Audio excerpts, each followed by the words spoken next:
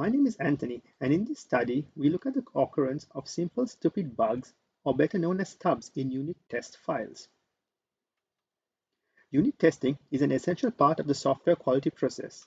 In this study, we explore the quality of test suites from a functional and non-functional perspective to help developers understand the potential areas of quality concerns in test code and provide tool vendors with the opportunity to empower the community with improved code maintenance tools.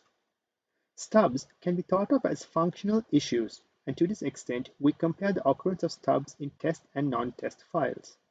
From a non-functional perspective, we examine the co-occurrence of test smells and stubs.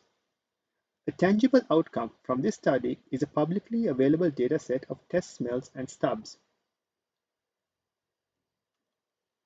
To answer our research questions, we utilize the many stubs for J dataset of Maven projects. We cloned the repositories and extracted all files containing stub fixes. From these files, we compared the volume and types of stubs occurring in unit test and production files.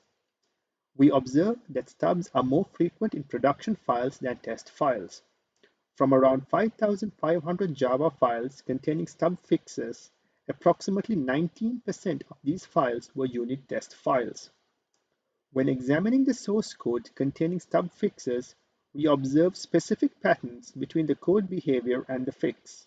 For instance, in test files, developers alter assertion statements and mocking objects as part of fixing stubs.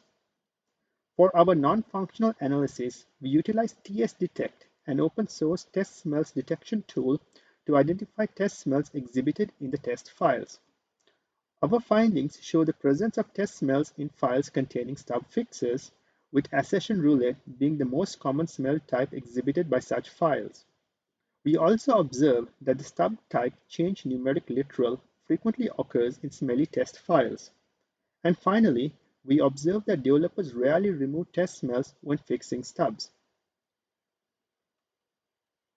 As an exploratory study, we show the potential for future research in this area, especially around how developers treat test suites.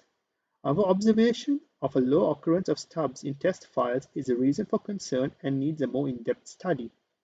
Our study also shows the potential for code quality tools that exploit the relationships between stubs and code behavior using static analysis techniques. Tools can either warn developers or automatically update test cases based on fixes to the production code. Furthermore, these tools can proactively notify developers of potential issues based on the existence of test smells or specific statements.